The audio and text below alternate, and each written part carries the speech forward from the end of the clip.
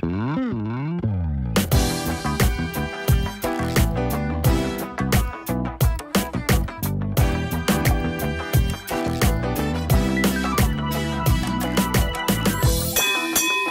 at the bar. What a miserable bunch. Them two oddballs, and Joe, the thick old plumber's mate, down at that end. And Lord and Lady Smith of concert, living in the crap end and pretending it's like the Garden of Bloody Eden. Her making a bit of lemon last all night, whilst he has his 3 halves of bitter. That'll not make John the landlord much, will it? I stand here, week in, week out, listening to their whinging. Tonight, it was about the druggies in their street. Lord and Lady Concert had sat watching them shoot up from their bedroom window in Utopia. They all know each other. They just don't sit together. They prefer to shout over the top of the bar.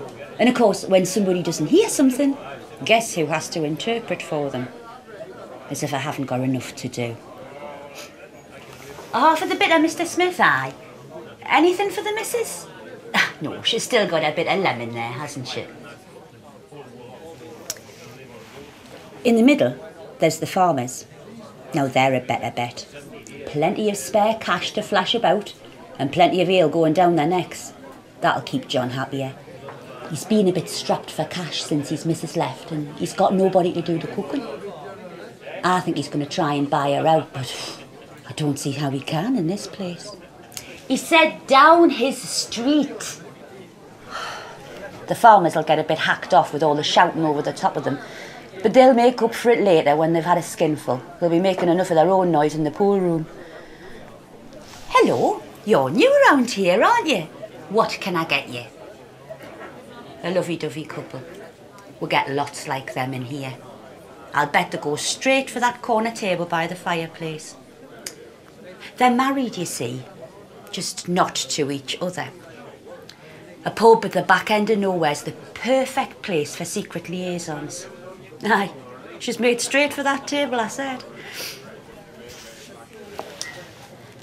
My Alan'll be in later.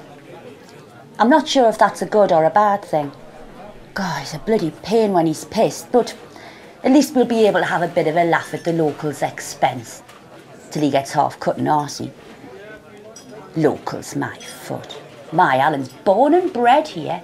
Them lot come from 5 miles away and act like they own the bloody place.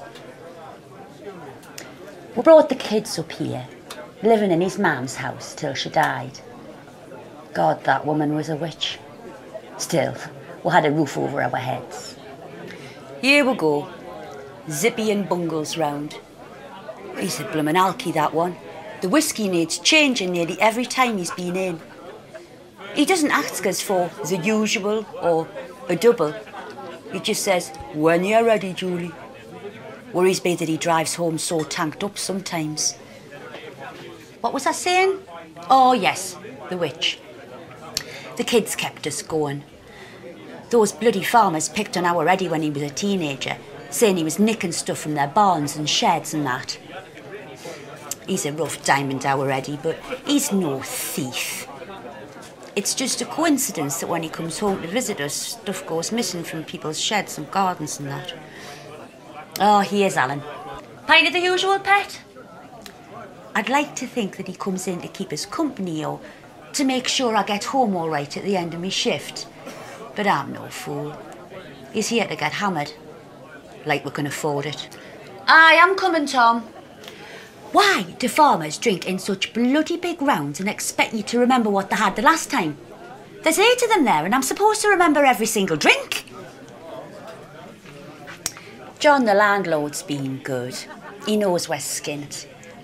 He tries to give us extra shifts when he can, but they're getting less because he's finding it hard to make ends meet.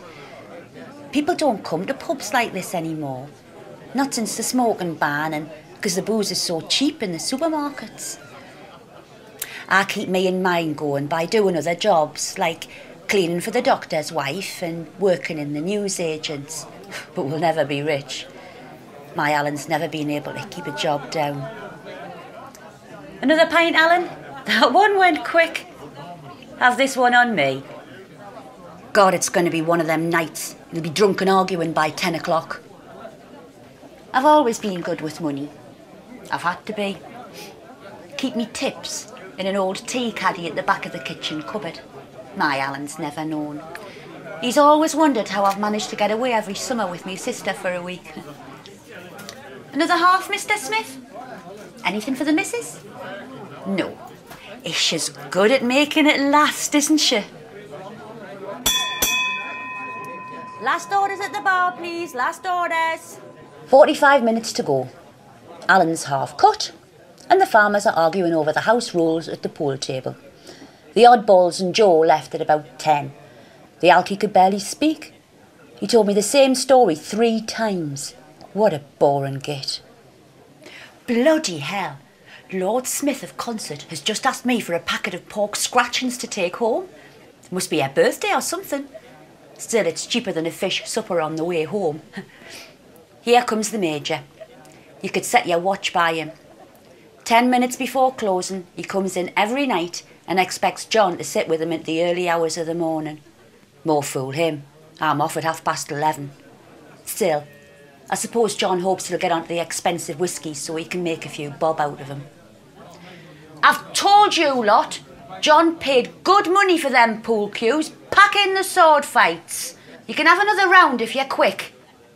Oh, God, I'll regret that. And I was 3 bitter and 2 lager or... they'll never sudden notice at this time of night. I'll be with you in a minute, Major. I'll just get this lot their shipping order in first. I get paid on Saturday and it's only Tuesday. Still, Alan's had 6 free pints and my tips jar will be up by 20 quid from short-changing the farmers for the last few rounds. Works a treat every week. Aye, John, no bother. Pleased to help as always. I'll see you on Saturday. Quick, Alan, let's get going before he realises the till's down by 30 quid.